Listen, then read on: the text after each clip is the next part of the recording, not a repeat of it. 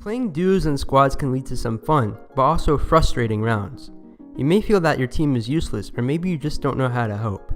Find out how to work together and bring your team to first place in the Survive.io Duos and Squads Guide. First of all, it should be said that better players make better teams. Every exceptional team player is a great solo player. Don't expect to master multiplayer if you can't get single player down. I have some videos to help you on this front, but practice makes perfect.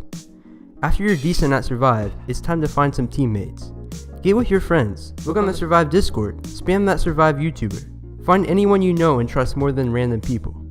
After you found someone, establish a connection. Use some sort of video or voice chat to talk to them. Even text communication can help you out in the game.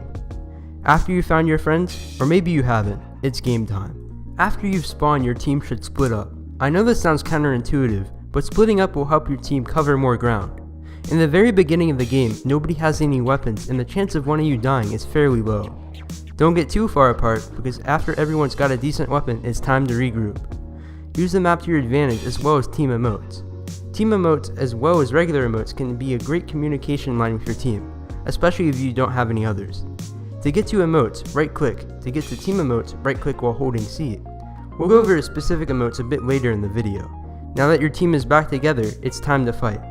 The best tip for team combat is this: don't get outnumbered. If you abandon this principle, it will become a lot harder for your team to survive. If your team splinters off, you're likely to die distant and alone. Keep together and you'll outnumber your enemies. Knowing how to fight together is paramount to your team's success. It's important that you don't fight like individual players. Sweep your enemies in towards your teammates, or use a pinching maneuver to surround them. Instead of cramming in one door and making yourself vulnerable, come in from either side. Don't cluster together and take massive damage from a shotgun. Focus on one enemy at a time, and you'll take out the rivaling team faster. Knowing all these tips will give your team the extra edge when it needs it the most. Teamwork is what makes you a duo or a squad, not 2 or 4 individual players. It's important to be selfless and generous with your teammates. Never hesitate to give up a good secondary weapon to someone who doesn't have one. Give ammo you aren't using away. Give health packs to those who need it the most. And when your teammate gets knocked out, your number one priority is to heal him. Make sure your team is not overly dependent on one type of ammo.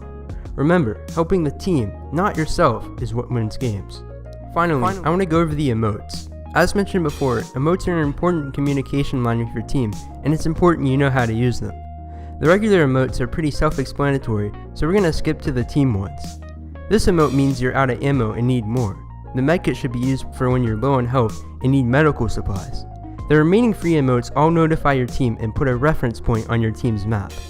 This emote should be used to regroup, the present when you find or want to share some loot, and the exclamation point for when you're in trouble. That's all I have for this guide. If you want to get better at solos, check out these guides. If you want to see more quality content, hit that subscribe button. ComClix, out.